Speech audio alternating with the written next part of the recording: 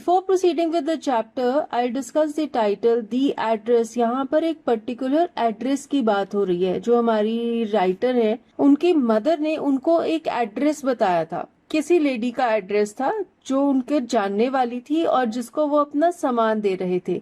Actually ये कहानी है हॉलैंड में रहने वालों की। हॉलैंड में एक वॉर हुई थी। It was kind of a war for freedom. तो कई लोगों के अगेंस्ट ये वॉर हुई थी।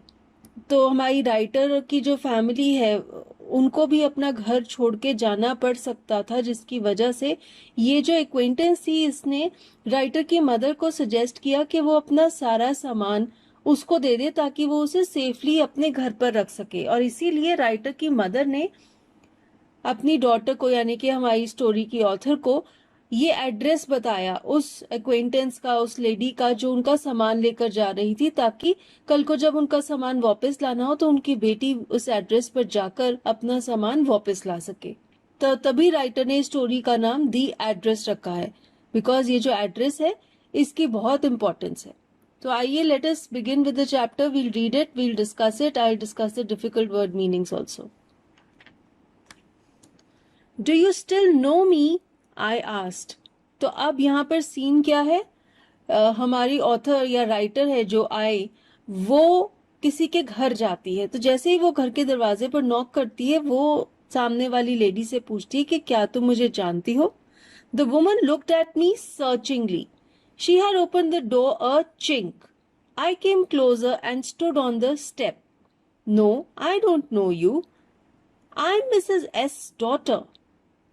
सर्चिंगली मीन्स जब हम इंक्विजिटिव होते हैं, हम कुछ जानना चाहते हैं, यानी कि हम जब किसी को ऐसी फीलिंग देते हैं कि हम उसे पहचान नहीं पा रहे। तो जब ऑथर ने उनसे पूछा कि क्या तुम मुझे जानती हो, तो वो वुमन उसे ऐसे देख रही थी जैसे कि वो उसे पहचान नहीं पा रही। चिंक का मतलब है a narrow opening.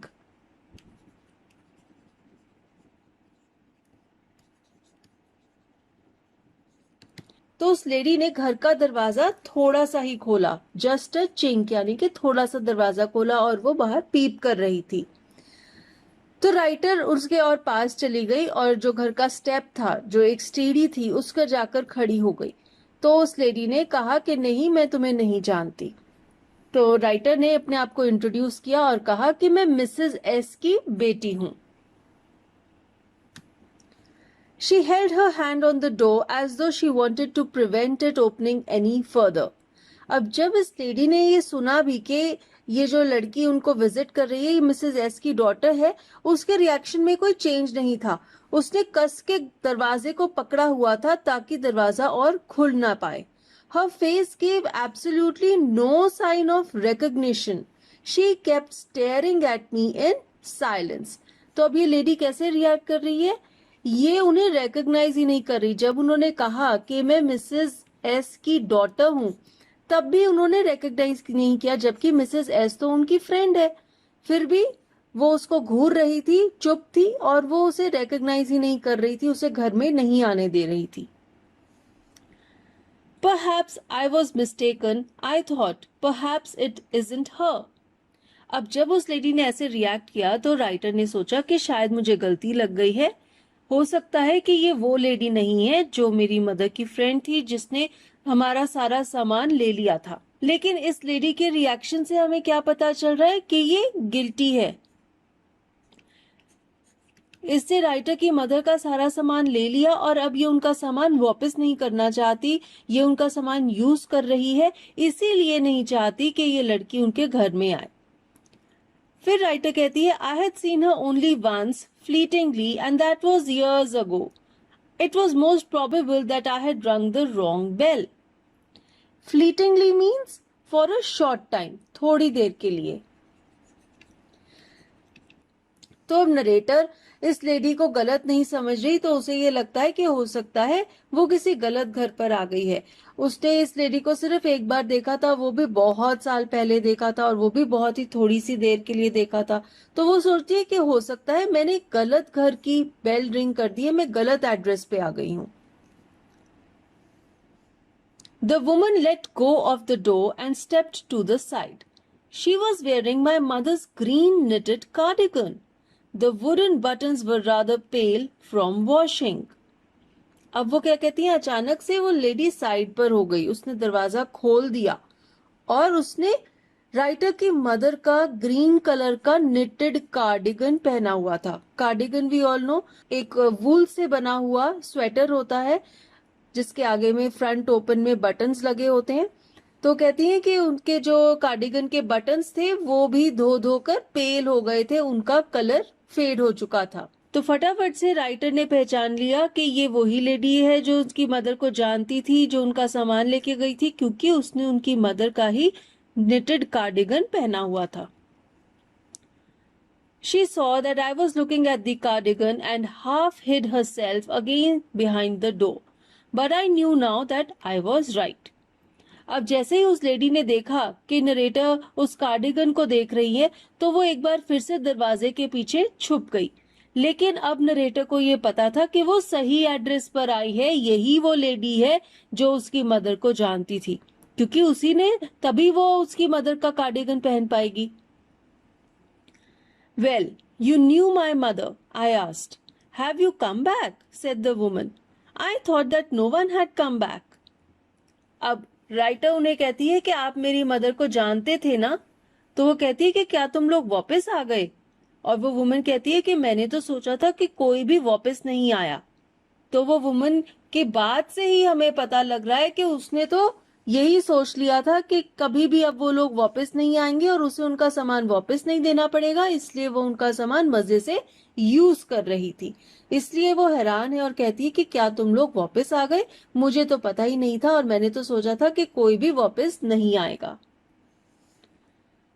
Only me. तो राइटर कहती है कि सिर्फ मैं वापस आई हूं. A door open and closed in the passage behind her. A musty smell emerged. Musty is damp and stale. जो सीलन की स्मेल होती है, ऐसी स्मेल. तो उस लेडी के पीछे उसके घर में एक दरवाजा खुला और बंद हो गया, और जैसे ही वो खुला और बंद हुआ तो वहां से एक डैम्पनेस की स्मेल इमर्ज हुई, यानी कि निकली, बाहर निकली. I regret I cannot do anything for you. I've come here especially on the train. I wanted to talk to you for a moment. अब वो लेडी उसे कहती है कि मुझे बहुत दुख है, मैं तुम्हारे लिए कुछ नहीं कर सकती. तो राइटर कहती है कि मैं स्पेशली आपसे मिलने के लिए ट्रेन पर बैठकर यहाँ पर आई हूँ, मैं आपसे बात करना चाहती हूँ. It is not convenient for me now, said the woman. I can't see you. Another time. तो अब वो लेडी उसे कहती है कि अभी तुमसे मिलना मेरे लिए कन्वीनियंट नहीं है, यानी कि कंफर्टेबल नहीं है, हो सकता है मैं वो बिजी है, कुछ काम कर रही है, इसलिए वो उसे मना कर देती है और कहती है कि अभी मैं तुमसे नहीं मिल सकती, किसी और टाइम आना, किसी और दिन आना. She nodded and cautiously closed the door as though no one inside the house should be disturbed. इतना बोल के उस लेडी ने अपना सिर हिलाया और बहुत ही ध्यान से घर का दरवाजा बंद कर दिया. तो राइटर कहती है ऐसे लग रहा था कि वो ये नहीं चाहती कि घर के अंदर जो लोग हैं वो डिस्टर्ब हो या उन्हें पता चले कि बाहर कोई आया है. I stood where I was on the step. The curtain in front of the bay window moved. अब राइटर इसी स्टेप के ऊपर, घर के बाहर जो स्टेप था उस पर खड़ी हुई थी और उसने क्या देखा कि बाहर जो बे विंडो थी उसके ऊपर जो कर्टन था अंदर से वो कर्टन हिला, यानी कि वो लेडी कर्टन से बाहर झांक रही थी और उन्हें देख रही थी. Someone stared at me and would then have asked what I wanted.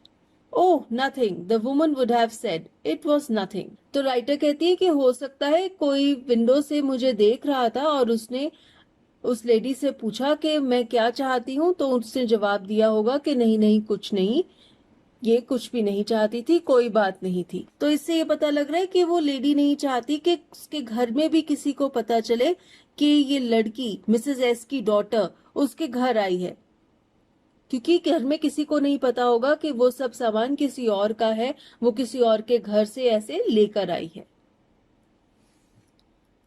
I looked at the nameplate again. Darling, it said in black letters on white enamel, and on the jamb a bit higher the number 46. Enamel क्या होता है? Enamel is a glossy substance applied on wood or metal as a protective covering.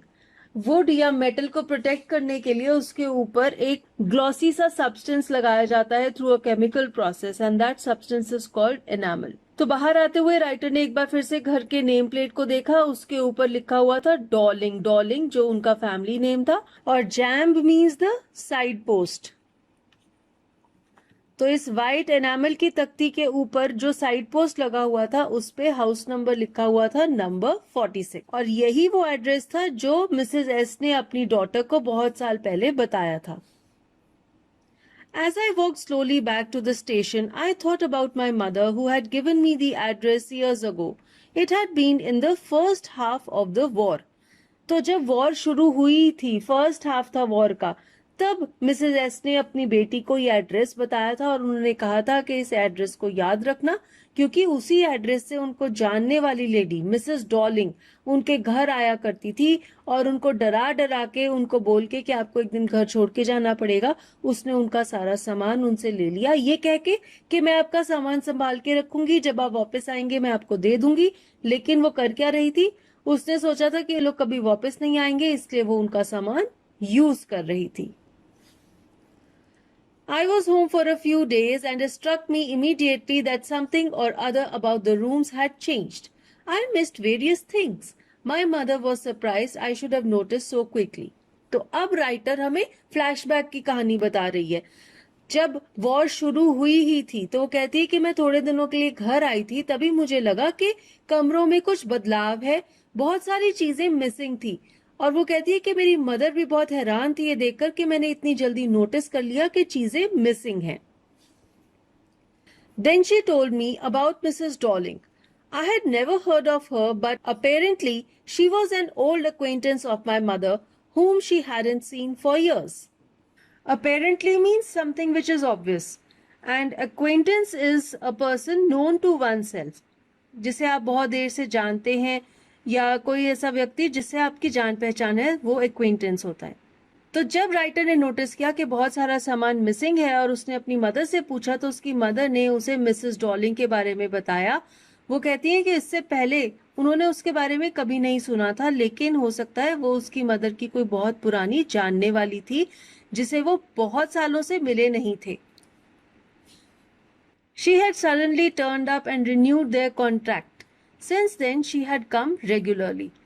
तो अचानक से Mrs Dorling Mrs S को मिलने लग गई और दोनों में जो कॉन्टैक्ट है वो एक बार फिर से रिन्यू हो गया, यानी कि बहुत देर पहले वो एक दूसरे को जानते थे, बहुत सालों से मिले नहीं थे, लेकिन फिर से वो एक दूसरे को मिलने लग गए। और फिर उस दिन के बाद से मिसेस डॉलिंग उनके घर रेगुलरली आया करती थी। Every time she leaves here, she takes something home with her, said my mother. तो राइटर को उनकी मदर ने बताया था कि जब भी मिसेस डॉलिंग आती है वापस जाते वक्त वो कुछ ना कुछ अपने साथ ले जाती है। She took all the table silver in one go and then the antique plates that hung there. She had trouble lugging those large vases and I am worried she got a crick in her bag from the crockery.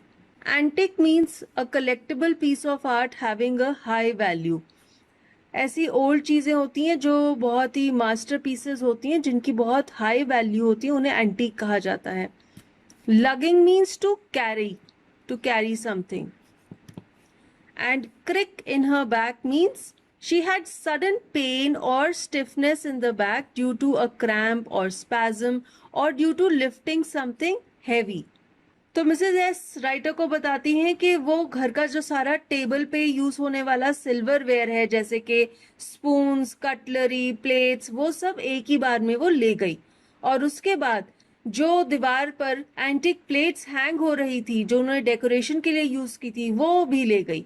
और फिर वो कहती है कि जब वो बड़े बड़े वाजेस उठाकर लेके जा रही थी, उन्हें उठाने में, कैरी करने में उसे बहुत मुश्किल हो रही थी क्योंकि वो बहुत ज्यादा हैवी थे। और जब वो क्रॉकरी उठाकर लेकर गई तब तो उसकी पीठ में क्लिक की आवाज भी आ गई थी, क्योंकि इतना ज्यादा हैवी बॉक्स था जिसे वो उठाकर ले जा रही थी। My mother shook her head pityingly. Pityingly means sympathetically. तो उसकी मदर को मिसेस डॉलिंग के साथ सिंपैथी है कि बेचारी को इतना भारी भारी सामान उठाकर ले जाना पड़ रहा था और वो लेडी उनकी मदद कर रही थी, उनके सामान को बचा रही थी कि अगर उन्हें घर छोड़कर भागना पड़ा तो उनका सामान उसके पास सुरक्षित है। I would never have dared ask her. She suggested it to me herself. She even insisted. She wanted to save all my nice things. If we have to leave here, we shall lose everything, she says. तो अब writer की mother उन्हें कहती है कि वो lady बहुत अच्छी है। मैंने तो कभी भी इतनी हिम्मत नहीं करनी थी कि मैं उनसे मदद मांगती, लेकिन उन्होंने ही मुझे सजेस्ट किया, बल्कि उन्होंने इंसिस्ट किया, यानी कि जोर डाला कि मैं आपका सारा सामान बचाना चाहती हूँ। अगर अचानक से आपको घर बंद करके जाना पड़ा, घर छोड़ के जाना पड़ा, तो आपका सारा सामान पीछे यहीं पर रह जाएगा। तो मैं नहीं चाहती कि आपका सारा सामान कोई लूट कर ले जाए, इसलिए मेरा सारा सामान, उसकी मदर कहती है, मेरा सारा सामान बचाने के लिए वो मेरी मदद कर रही है, उसने मेरा सारा सामान अपने घर में सुरक्षित रखा है। Have you agreed with her that she should keep everything? I asked. तो अब उनकी डॉटर ने अपनी मदर से पूछा कि क्या आपने उसके साथ एग्री किया है कि वो सारा सामान संभाल कर रखेगी? As if that's necessary, my mother cried. तो उनकी मदर चिल्लाकर उनको कहती है कि ये जरूरी ही नहीं है, बेचारी इतनी अच्छी लेडी है, इतनी मेरी मदद कर रही है, इतना भारी भारी सामान उठाकर लेकर जाती है, क्या मैं उससे ये पूछूंगी कि वो मेरा सामान सेफली रखेगी कि नहीं? तो उसकी मदर को अपनी डॉटर पर गुस्सा आ रहा है कि वो ऐसे पूछ रही है। फिर वो कहती है, it would simply be an insult to talk like that and think about the risk she is running each time she goes out of our door with a full suitcase or bag. तो उनकी mother कहती है कि अगर मैं उनसे ऐसा पूछूंगी तो उनकी बेइज्जती करूंगी, बेचारी इतना रिस्क ले रही है, इतनी डिफिकल्टी से इतने भारी भारी बैग्स और सूटकेसेस उठाकर मेरे घर से अपने घर तक लेकर जाती है मेरी मदद करने के लिए, और क्या मैं उसको ये पूछूंगी, उसकी बेइज्जती करूंगी ऐसा पूछ के कि वो मेरा सामान संभाल के रखेगी कि नहीं? My mother seemed to notice that I was not entirely convinced. She looked at me reprovingly and after that we spoke no more about it. To be convinced means to accept someone's belief. किसी की बात या किसी के विचार को accept करना means convince होना. And reprovingly means to scold someone and to disapprove of what he is saying. जब नरेटर की मदर ने देखा कि नरेटर उनकी बातों से कन्विंस नहीं है, उनकी बातों को एक्सेप्ट नहीं कर रही, तो उन्होंने उन्हें घूर कर देखा, जैसे कि डांटने के वे से देखा, और उसके बाद दोनों ने आपस में इस टॉपिक पर बात नहीं की। Meanwhile, I had arrived at the station without having paid much attention to things on the way. I was walking in familiar places again for the first time since the war, but I did not want to go further than was necessary. तो अब writer एक बार वापस फिर से station पर पहुंच गई थी और सारे रास्ते वो ये सब बातें सोच रही थी, इसलिए उन्होंने रास्ते में जो भी चीजें आई, जगहें आई, उनको नहीं देखा। तो वो कहती है कि वो फेमिलियर जगहों पर घूम रही थी। फेमिलियर मीन्स जानी पहचानी। वॉर के बाद अब वो पहली बार वहां पर वापस आई थी, लेकिन वो कहती हैं कि जितना मेरा काम था मैं बस उतना ही करना चाहती थी, उससे ज्यादा कोई पुरानी फेमिलियर जगहों पर नहीं जाना चाहती थी। I didn't want to upset myself with the sight of streets and houses full of memories from a precious time. Precious ऐसी चीज होती है जो आपके दिल के बहुत करीब होती है, जिसे आप बहुत ज्यादा चाहते हैं। तो वो कहती हैं कि अगर मैं वही पुरानी गलियों में, वही पुराने घरों को देख जहां पर बहुत प्यारी, बहुत ही प्रेशियस और कीमती यादें थी उनके पुराने टाइम्स की, तो उससे वो दुखी होती, वो उस पुराने टाइम को याद करके दुखी होती, इसलिए वो उन सब जगहों पर नहीं जाना चाहती थी, उन्हें नहीं देखना चाहती थी। In the train back, I saw Mrs. Darling in front of me again as I had the first time I met her. It was the morning after the day my mother had told me about her. तो train में एक बार फिर से उन्होंने Mrs Dorling को देखा और वो कहती हैं कि जैसा मैंने उन्हें पहली बार देखा था जब उनकी मदर ने उससे इंट्रोड्यूस कराया था, वो वैसी ही लग रही थी। और वो कहती हैं कि जिस दिन उनकी मदर ने उन्हें मिसेस डॉलिंग के बारे में बताया था कि वो बहुत अच्छी है, वो उनका सामान ले जाती है, उसके नेक्स्ट डे ही मिसेस डॉलिंग फिर से उनके घर आई और उसी दिन फर्स्ट टाइम नरेटर ने उन्हें देखा था। I had got up late and coming downstairs I saw my mother about to see someone out, a woman with a broad back. तो राइटर कहती है कि उस दिन वो लेट उठी थी और जब वो सीढ़ियां उतर के नीचे आ रही थी तो उन्होंने क्या देखा कि उनकी मदर किसी को बाय कर रही थी। कोई उनके घर में विजिटर था जो कि बाहर जा रहा था और उनकी मदर उन्हें गुड बाय कर रही थी। About to see someone out means कोई उनके घर से जा रहा था, उनकी मदर उन्हें सी ऑफ कर रही थी। और फिर वो कहती है कि वो जो वुमन थी उसकी जो लोअर पार्ट है बॉडी का वो बहुत ब्रॉड था। There is my daughter, said my mother. She beckoned to me. Beckoned means किसी को इशारा करके बुलाना। तो जब उनकी मदर किसी विजिटर को बाय बाय कर रही थी तो उन्होंने देखा कि उनकी बेटी सीढ़ियों से नीचे आ रही है। उन्होंने उसे बुलाया और उस लेडी को कहा कि ये मेरी डॉटर है, उससे उसको इंट्रोड्यूस करवाया। The woman nodded and picked up the suitcase under the coat rack. She wore a brown coat and a shapeless hat. तो वो जो वुमन थी, वो जो विजिटर थी मिसेस डॉलिंग, उसने उनकी बेटी से कोई बातचीत नहीं की, सिर्फ अपना सिर हिलाया और क्लोज रैक के नीचे जो बड़ा सा सूटकेस पड़ा हुआ था उसे उठाया। और फिर वो लड़की कहती है कि उस लेडी ने एक ब्राउन कलर का कोट पहना था और शेपलेस सी हैट पहनी हुई थी। Does she live far away? I asked, seeing the difficulty she had going out of the house with the heavy case. तो अब राइटर कहती है कि वो लेडी बेचारी इतना भारी सा सूटकेस उठाकर घर से जा रही थी, तो उन्होंने अपनी मदर से पूछा कि क्या ये बहुत दूर रहती है। In Marconi Street, said my mother, number 46. Remember that. तो फिर मिसेज एस ने अपनी डॉटर को कहा कि ये लेडी मार्कोनी स्ट्रीट में हाउस नंबर 46 में रहती है और उन्होंने उसे कहा कि इस एड्रेस को याद रखना। I had remembered it, but I had waited a long time to go there. फिर राइटर कहती है कि मैंने एड्रेस तो याद रखा लेकिन मैं बहुत देर तक वेट करती रही। किस चीज का वेट करती रही? कि शायद वो लेडी भी उन्हें कांटेक्ट करेगी। लेकिन जब बहुत देर हो गई तो फिर उसने सोचा कि मैं जाती हूँ उस घर पर और जाकर देखती हूँ कि हमारा सामान कहाँ पर है। Initially, after the liberation, I was absolutely not interested in all that stored stuff and naturally I was also rather afraid of it. Now liberation is the war. Holland की war for freedom.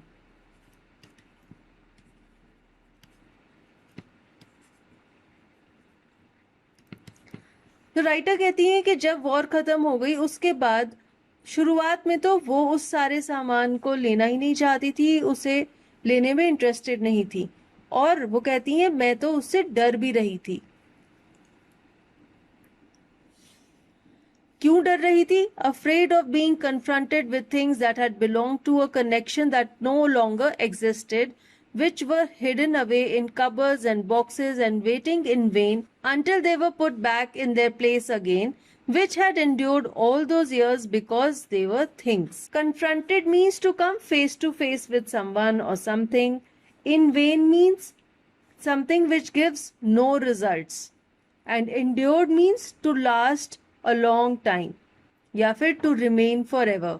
तो writer को ये डर था कि वो एक बार फिर से उन्हीं सब चीजों को देखेंगी जिससे उन्हें एक ऐसे कनेक्शन की, एक ऐसे रिलेशनशिप की याद आएगी जो अब एग्जिस्ट ही नहीं करता। ये कनेक्शन था उस घर के साथ, उन सब लोगों के साथ जिनके साथ वो लिबरेशन वाली वॉर से पहले रहती थी। हो सकता है अब उनकी मदर इस दुनिया में नहीं है, हो सकता है अब वो उस घर में नहीं रहते जहाँ पर वो सारा सामान यूज करते थे। तो वो सब चीजें देख के लेकिन उनको वो सब चीजों की याद आएगी, वो जगहों की याद आएगी, उन लोगों की याद आएगी और इसलिए वो उन सब यादों से डर रही थी।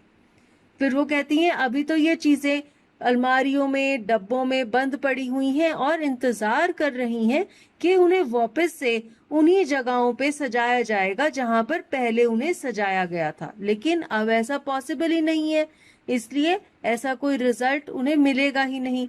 लेकिन जैसे कि ये चीजें थी, ये आर्टिकल्स हैं, ये अभी तक वैसे ही पड़ी हुई हैं, अच्छी भली कंडीशन में है, जबकि इतने साल बीत चुके हैं ये चीजें अभी भी ठीक ठाक पड़ी हैं। इन्होंने इतने साल तक ठीक रही हैं क्योंकि ये सिर्फ चीजें हैं।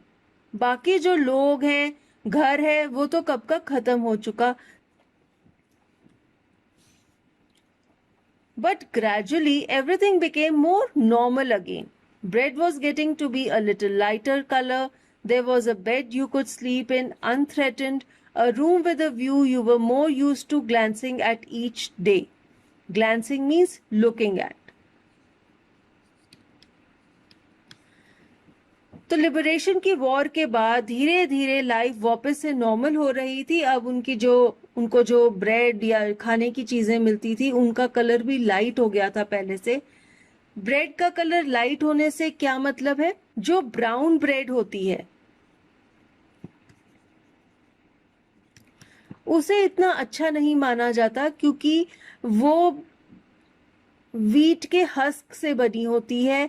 जो मोटी वीट का जो छिलका होता है जिसे जनरली यूज नहीं किया जाता. तो अब जब उन्हें ब्रेड लाइटर कलर की मिलने लग गई थी यानी कि अच्छे फ्लावर की बनी हुई थी तो वो ब्रेड मिलने का मतलब है कि अब उनकी जो कंट्री की इकोनॉमी है वो बेटर हो रही थी. उन लोगों को खाने के लिए बेहतर चीजें मिल रही थी. फिर वो कहती हैं कि जिस बेड में हम सोते थे उसमें भी अब हमें डर नहीं लगता था क्योंकि ऑब्वियसली जब वॉर का टाइम था तब आपको हर वक्त डर लगता है, इनसिक्योर फील होता है क्योंकि कभी भी कुछ भी हो सकता है, कभी भी अटैक हो सकता है. लेकिन वो कहती हैं कि अब हम बेड में बिना किसी डर के आराम से सो सकते थे.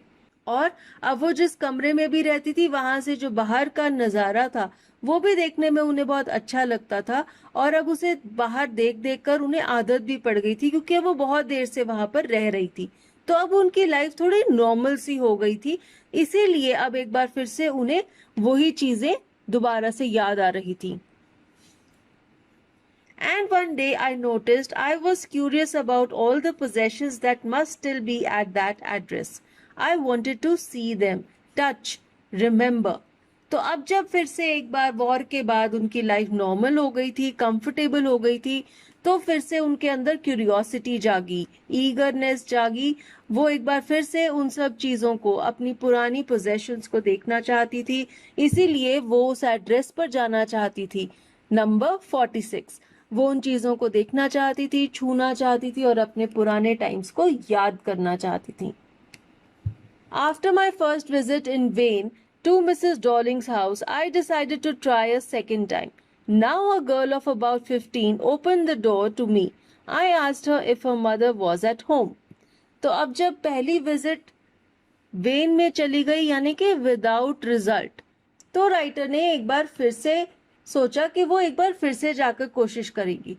जब वो दूसरी टाइम गई तो दरवाजा खोला एक ऑलमोस्ट 15 साल की लड़की ने. उससे राइटर ने पूछा कि क्या उसकी मदर घर पर है. No, she said, my mother's doing an errand.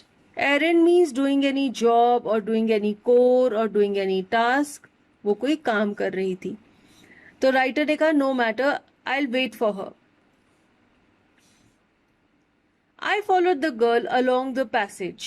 An old-fashioned iron Hanukkah candle holder hung next to a mirror. Hanukkah is the Feast of Lights, a Hebrew festival in December. तो जब writer उस लड़की के पीछे पीछे घर में गई तो एक पैसेज सा था जो उन्होंने क्रॉस किया और वहां पे उन्होंने देखा कि मिरर के साथ एक ओल्ड फैशन्ड आयरन का बना हुआ हैनुका टंग रहा था जो कि एक कैंडल होल्डर होता है. यहाँ पर आप देख सकते हैं इस तरह का कैंडल होल्डर ये हनुका फेस्टिवल में यूज होता है. हनुका फेस्टिवल क्या होता है? The feast of lights. ये हिब्रू रिलीजन में एक फेस्टिवल होता है जो दिसंबर के महीने में मनाया जाता है और तब उस फेस्टिवल में इस तरह के कैंडल होल्डर्स यूज होते हैं. We never used it because it was much cumbersome than a single candlestick. Cumbersome means something which is large and heavy and therefore it is difficult to use. अब यहाँ पर भी आप देख ही सकते हैं ये जो कैंडल स्टैंड है कितना बड़ा है तो ऑब्वियसली हैवी भी होगा. इसलिए राइटर कहती है कि हम कभी भी इस कैंडल स्टैंड को यूज नहीं करते थे क्योंकि ये बहुत ही बड़ा और भारी था. इसलिए हम सिंगल कैंडल स्टिक प्रेफर करते थे यूज करना. तो ये जो कैंडल स्टैंड है हनुका ये भी उन्हीं का है. ये लेडी उनके घर से कैंडल स्टैंड भी लेकर आई थी. Won't you sit down? asked the girl. She held open the door of the living room and I went inside past her. I stopped, horrified. Horrified means shocked. अब जैसे ही उस लड़की ने लिविंग रूम का दरवाजा खोला और उन्हें कहा कि आप अंदर जाके बैठिए, राइटर जैसे ही उस कमरे में घुसी वो शॉक्ड थी. I was in a room I knew and did not know. I found myself in the midst of things I did want to see again, but which oppressed me in the strange atmosphere. In the midst of things means in the middle of things. किसी चीज के बीच में. And oppressed means subject to harsh and authoritarian treatment. अगर कोई आपके साथ ऐसा behaviour करता है जो बहुत हार्श है और वो आपके ऊपर अथॉरिटी जमा रहा है तो आप अप्रेस हो रहे हैं. तो राइटर कहती है कि मैं इस ऐसे कमरे में थी जिसे मैं जानती भी थी और जिसे मैं नहीं जानती थी. जानती इसलिए थी क्योंकि उसमें जो चीजें थी वो उन्हीं की चीजें थी जिनको वो जानती थी. नहीं जानती थी क्योंकि ये रूम किसी और का घर का रूम था जहां पर वो पहली बार गई थी. फिर वो कहती हैं कि एक बहुत ही अजीब सा एटमॉस्फेयर था उस कमरे का और मैं ऐसी चीजों के बीच में घिर गई थी जिन्हें मैं दोबारा देखना चाहती थी, लेकिन उन्हें देखकर राइटर को बहुत ऑप्रेस्ड फील हो रहा था. क्यों? क्योंकि ये सारी चीजें एक ऐसी जगह पर थी जो कि स्ट्रेंज थी, जो कि अनजान थी. तो इसलिए राइटर को कंफर्टेबल नहीं फील होता जब वो उनकी ही पुरानी चीजें किसी और अलग जगह पर पड़ी हुई थी. ये देखकर उन्हें अच्छा नहीं लगता, उन्हें कंफर्टेबल नहीं लगता. Or because of the tasteless way everything was arranged, because of the ugly furniture or the muggy smell that hung there. I don't know, but I scarcely dared to look around me. अब उन्हें comfortable क्यों नहीं feel हो रहा था? वो कहते हैं हो सकता है जब सारा सामान है वो बहुत ही टेस्टलेस वे में अरेंज किया हुआ था, अच्छे से नहीं सजाया हुआ था, या हो सकता है जो फर्नीचर था उस कमरे में वो बहुत ही गंदा था, अगली था, फटा पुराना था, या हो सकता है उस कमरे में एक मगी स्मेल थी यानी कि डैम्पनेस की, स्टेलनेस की स्मेल थी, उसकी वजह से. लेकिन वो कहती हैं कि मेरे में तो हिम्मत ही नहीं थी कि मैं आसपास आंख उठाकर सारी चीजों को देखूं, क्योंकि जिस तरह से उस कमरे में वो सामान लगा हुआ था उन्हें वो अच्छा नहीं लगा. The girl moved a chair. I sat down and stared at the woolen tablecloth. I rubbed it. My fingers grew warm from rubbing. अब उस लड़की ने उन्हें बैठने के लिए कुर्सी दे दी, वो बैठ गई और जो टेबल के ऊपर टेबल क्लॉथ बिछा हुआ था वो भी उनकी मदर का ही था. तो ये लेडी उनके घर से लिटरली सारा सामान ही उठाकर ले आई थी. तो कहती है कि मैंने उस वुलन यानी कि वूलन क्लॉथ के बने हुए टेबल क्लॉथ को देखा और मैंने जैसे ही उसे छुआ मेरी उंगलियां वार्म हो गई क्योंकि वो वुल का बना हुआ था. I followed the lines of the pattern. Somewhere on the edge there should be a burn mark that had never been repaired. तो अब जैसे कि वो टेबल क्लॉथ उनका पुराना टेबल क्लॉथ था तो राइटर को याद था कि एक बारी वो जल गया था और उस पे जो जलने का निशान था उसे रिपेयर नहीं किया गया था. तो उन्होंने क्या किया, उन्होंने जो पैटर्न बना हुआ था उसकी जो लाइंस थी उनके ऊपर अपना हाथ फेरा जब तक कि वो इस निशान तक पहुंच गई और उन्हें कंफर्म हो गया कि ये वही टेबल क्लॉथ है जो उनकी मदर के पास हुआ करता था. My mother will be back soon, said the girl. तो लड़की ने कहा कि उसकी मदर जल्द ही वापस आ जाएगी. I've already made tea for her. Will you have a cup? Thank you. तो उस लड़की ने राइटर को चाय ऑफर की. I looked up. The girl put cups ready on the tea table. She had a broad back just like her mother. तो जब writer ने उस लड़की की तरफ देखा, उसकी पीठ थी उनकी तरफ, तो उन्होंने नोटिस किया कि अपनी मदर की तरह उसकी भी बैक बहुत ब्रॉड थी, तो उसकी बॉडी का भी लोअर पोर्शन बहुत चौड़ा था. She poured tea from a white pot. All it had was a gold border on the lid. I remembered. तो अब ये लड़की जिस टी पॉट से टी पोर कर रही है कप्स में, ये भी उस लड़की की, राइटर की मदर मिसेस एस का ही है. और फिर वो कहती है कि ये व्हाइट कलर का टी पॉट था और उसके ऊपर गोल्ड कलर का बॉर्डर था. She opened a box and took some spoons out. फिर उस लड़की ने एक डिब्बा खोला, उसमें से कुछ चम्मच निकाले. That's a nice box. I heard my own voice. It was a strange voice, as though each sound was different in this room. तो अब राइटर ने उस बॉक्स को भी अप्रिशिएट किया, उन्होंने कहा कि डब्बा बहुत अच्छा है, और फिर वो कहते हैं कि उन्हें ऐसा लग रहा था कि वो उनकी आवाज नहीं है, कोई और बोल रहा है। तो वो बेचारी बहुत ही अनकंफर्टेबल फील कर रही थी, क्योंकि वो अपने सारी चीजों को किसी और के घर में सजा हुआ देख रही थी, जिससे उसे बहुत मेंटल ट्रॉमा हो रहा था, उसे परेशानी फील हो रही थी और अनईजी थी। Oh, you know about them? She had turned round and brought me my tea. She laughed. तो वो लड़की कहती है कि अच्छा, आप इन्हें जानते हो क्या? Means do you know these things? आप इन कटलरी को, इन टी कप्स को जानते हो? फिर वो कहती है, my mother says it's antique. We've got lots more. She pointed round the room. See for yourself.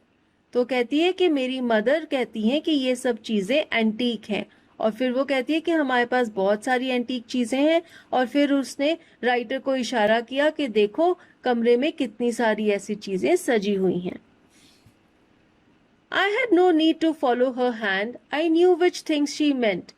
I just looked at the still life over the tea table. As a child, I had always fancied the apple on the pewter plate. Fancied means to want or to desire for something, and pewter is a grey colored alloy made of tin, copper and antimony. तो pewter एक alloy होता है जिसका रंग grey होता है, और ये अलॉय टिन, कॉपर और एंटीमनी का बना होता है। तो राइटर कहती है कि जब वो लड़की उन्हें बता रही थी कि देखो देखो कमरे में कितनी सारी एंटीक चीजें सजी हुई हैं, उन्हें उसका इशारा देखने की जरूरत नहीं थी, क्योंकि उन्हें पता था वो किन किन चीजों पर इशारा कर रही है। वही सब चीजें जो उनकी मदर से मिसेस डॉलिंग लेकर आई हुई थी। फिर वो कहती है कि टी टेबल के ऊपर जो स्टिल लाइफ पेंटिंग सजी हुई थी वो उसको देख रही थी, क्योंकि वो पेंटिंग भी उनकी मदर की ही थी। और वो कहती हैं कि जब वो छोटी थी तो उन्हें ये जो एप्पल्स थे जो पेंट किए हुए थे प्यूटर प्लेट के ऊपर, ये बहुत अच्छे लगते थे, और उनका ऐसा दिल करता था कि वो ये एप्पल्स उठा लें। We use it for everything, she said. Once we even ate off the plates hanging there on the wall. I wanted to so much, but it wasn't anything special. तो अब वो लड़की कहती है कि हम ये जो चीजें सजी हुई हैं इन्हें यूज भी करते हैं, और एक बार जो वॉल पे प्लेट्स हैंग हो रही हैं उनमें हमने खाना भी खाया था। फिर वो कहती है कि मैं ऐसा करना चाहती थी, लेकिन खाना खाने के बाद मुझे कुछ स्पेशल फील नहीं हुआ। I had found the burn mark on the tablecloth. The girl looked questioningly at me. तो अब जब राइटर उस टेबल क्लॉथ को फील कर रही थी तो फाइनली उन्हें वो बर्न वाला निशान मिल गया।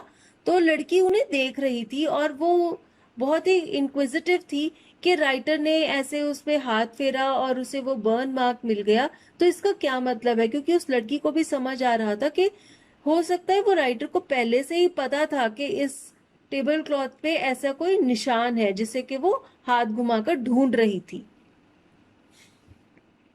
Yes, I said, you get so used to touching all these lovely things in the house, you hardly look at them anymore.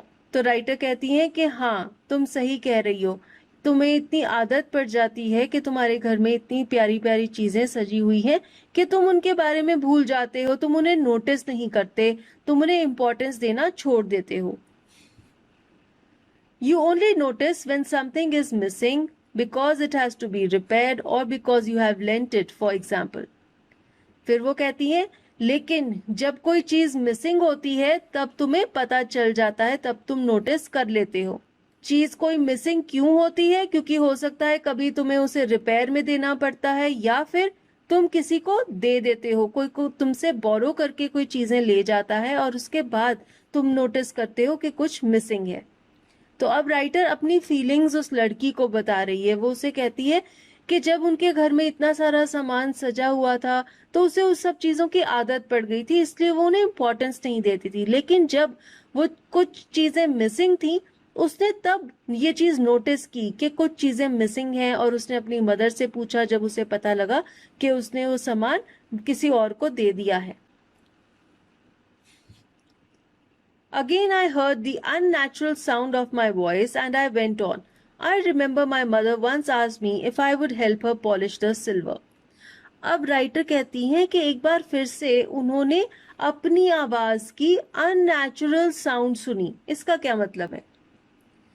इसका मतलब ये है कि राइटर कॉन्शियसली नहीं बोल रही, उसकी अंदर से आवाज निकल रही है और वो भी हैरान है कि वो पता नहीं क्या क्या कुछ बोल रही है। उसने प्लान नहीं किया, वो कुछ बोलना नहीं चाहती, उसके अंदर से ही बातें निकल रही हैं। और वो क्या बात बोलती है? वो कहती है कि मुझे याद है एक बार मेरी मदर ने मुझे कहा कि क्या मैं उनकी मदद करूंगी सिल्वर को पॉलिश करने के लिए। अब ये क्या सिल्वर है जिसे पॉलिश करना है? वो कहती हैं, It was a very long time ago and I was probably bored that day, or perhaps I had to stay at home because I was ill and as she had never asked me before. तो फिर वो further कहती है कि बहुत पुरानी बात है, हो सकता है मैं उस दिन बोर हो रही होंगी, मेरे पास कोई काम नहीं था, या हो सकता है मैं बीमार होंगी इसलिए मैं घर पर थी, क्योंकि उस दिन से पहले कभी भी उनकी मदर ने उन्हें मदद करने के लिए नहीं कहा था और ये नहीं कहा था कि तुम मेरी मदद करवाओ सिल्वर को पॉलिश करने के लिए। तो उस दिन जब उनकी मदर ने उन्हें कहा कि मेरी मदद करो सिल्वर पॉलिश करने में, तब राइटर कहती हैं, I asked her which silver she meant and she replied surprised that it was the spoons, forks and knives, of course. And that was the strange thing. I didn't know the cutlery we ate of every day was silver. अब जब writer ने अपनी mother से पूछा कि किस silver को polish करना है, किस चीज की बात कर रहे हो आप, तब उसकी मदर ने कहा कि ऑब्वियसली जो चम्मच, फोक और नाइव्स हैं जिनके साथ हम खाते हैं उन्हें पॉलिश करना है। और राइटर कहती है कि बहुत अजीब बात है, उस दिन मुझे पता चला कि हम जिन कटलरी को हर रोज यूज करते हैं खाने के लिए वो सब सिल्वर यानी कि चांदी की बनी हुई है, यानी कि बहुत प्रेशियस हैं। तो जब उन्हें ये चीज पता चली वो बहुत ज्यादा हैरान थी।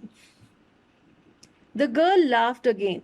तो उनकी ये बात सुन के लड़की हंसने लग गई। मिसेस डॉर्लिंग की बेटी हंसने लग गई। I bet you don't know it is either. I looked intently at her. Intently means carefully. तो राइटर ने बड़े ध्यान से उस लड़की की तरफ देखा और कहा कि मैं बेट कर सकती हूँ, आई एम श्योर कि तुम्हें भी नहीं पता कि ये जो कटलरी है ये सिल्वर की बनी हुई है। What we eat with? She asked. तो उस लड़की ने पूछा कि जिससे हम खाना खाते हैं वो। और राइटर ने उससे पूछा, वेल डू यू नो, क्या तुम जानती हो कि वो सिल्वर की बनी हुई है? She hesitated. Hesitated means to be reluctant. अगर हम कोई चीज के लिए कंफर्म नहीं होते हम हेजिटेट करते हैं क्योंकि हमें सोचना पड़ता है। She walked to the sideboard and wanted to open a drawer. I look, it's in here. तो अब वो लड़की एक साइड बोर्ड की तरफ गई। साइड बोर्ड क्या होता है? आपके डाइनिंग रूम में ही एक सर्विस टेबल लगा होता है जिसके ऊपर एक शेल्फ होती है और नीचे ड्रॉर्स होते हैं जिसमें अलग अलग सामान रखा होता है। तो लड़की उस साइड बोर्ड की तरफ गई जिसके ड्रॉर में कटलरी रखी हुई थी और वो एक ड्रॉर खोलना चाहती थी और कहती है कि मैं देखती हूँ ये सब जो कटलरी है जिससे हम खाना खाते हैं यहाँ पर पड़ी हुई है। आई jumped up. I was forgetting the time. I must catch my train. तो जैसे ही वो लड़की उस साइड बोर्ड की तरफ गई, राइटर एकदम से छलांग मारकर खड़ी हो गई। वो कहती है कि उन्हें एकदम से याद आ गया कि उनकी ट्रेन का टाइम हो रहा था, लेकिन हो सकता है वो उन सब चीजों को, उन कटलरी को देखना नहीं चाहती थी, इसलिए वो खड़ी हो गई और वहां से चल पड़ी। She had her hand on the drawer. Don't you want to wait for my mother? तो उस लड़की का एक हाथ ड्रॉर पर था, वो ड्रॉर खोलने ही वाली थी और उसने राइटर को कहा कि क्या तुम मेरी मदर से नहीं मिलना चाहती? No, I must go. I walked to the door. The girl pulled the drawer open. I can find my own way. तो राइटर ने कहा कि नहीं, अब मुझे जाना है। वो दरवाजे की तरफ गई। लड़की ड्रॉर खोल रही थी वो कटलरी निकालने के लिए, लेकिन राइटर ने कहा कि नहीं, मैं अपना रास्ता खुद से ढूंढ लूंगी, और वो उनके घर से बाहर चली गई। As I walked down the passage, I heard the jingling of spoons and forks. तो जब उस लड़की ने कटलरी ड्रॉर खोला तो अंदर जो चम्मच फोक्स पड़े हुए थे वो हिले और उनकी जिंगलिंग साउंड प्रोड्यूस हुई। तो जब राइटर पैसेज में से बाहर जा रही थी उन्हें ये आवाज भी सुनाई दी, जैसे कि मान लो वो चम्मच और फोक्स उन्हें बुला रही हों, लेकिन उन्होंने इसको भी इग्नोर किया और वो बाहर जाती रही।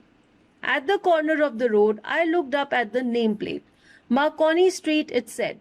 I had been at number 46.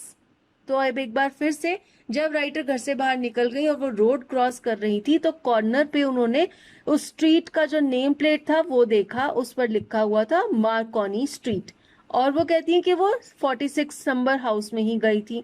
तो वो कंफर्म कर रही हैं कि वो मिसेस डॉर्लिंग के ही घर गई थी। The address was correct, but now I didn't want to remember it anymore. तो कहती हैं कि the address was correct means वही एड्रेस था जो उनकी मदर ने उन्हें बताया था, मार्कोनी स्ट्रीट नंबर 46, लेकिन वो अब इस एड्रेस को याद नहीं करना चाहती थी। I wouldn't go back there because the objects that are linked in your memory with the familiar life of former times instantly lose their value when severed from them. You see them again in strange surroundings. Severed means separated, अलग हो जाना। अब writer उस address को याद क्यों नहीं रखना चाहती थी? वो कहती है कि अब मैं वहां वापस नहीं जाना चाहती थी। क्यों? वो जो ऑब्जेक्ट्स हैं, वो जो चीजें थी, वो उनकी मेमोरी से जुड़ी हुई थी और उन्हें एक पुराने टाइम की, पुरानी यादों की, जो उनकी फेमिलियर यादें थी उनके बारे में याद दिला रही थी, लेकिन अब उन चीजों में कोई वैल्यू नहीं थी। क्यों? क्योंकि अब उन चीजों को उन पुरानी जगहों से अलग कर दिया गया था और किसी अलग जगह पर रख दिया गया था। वो जगह उनके लिए स्ट्रेंज थी, नई थी, अजीब थी।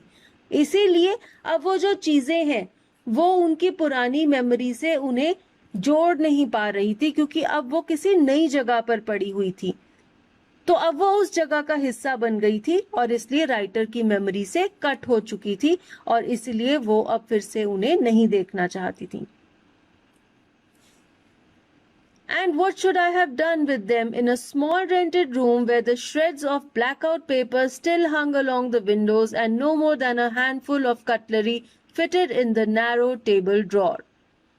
Shreds means छोटे छोटे टुकड़े। और राइटर कहती है कि वैसे भी उन्हें वो सब चीजें चाहिए नहीं थी, उनका क्या करती, क्योंकि अब वो एक छोटे से किराए के कमरे में रहती थी जहां पर खिड़की के ऊपर ऐसे छोटे छोटे काले रंग के पेपर के टुकड़े लगे हुए थे और जो ड्रॉर था जिसमें वो कटलरी रखती थी वो बहुत छोटा था, उसमें सिर्फ थोड़े से स्पून्स और फोर्क्स ही फिट आते थे।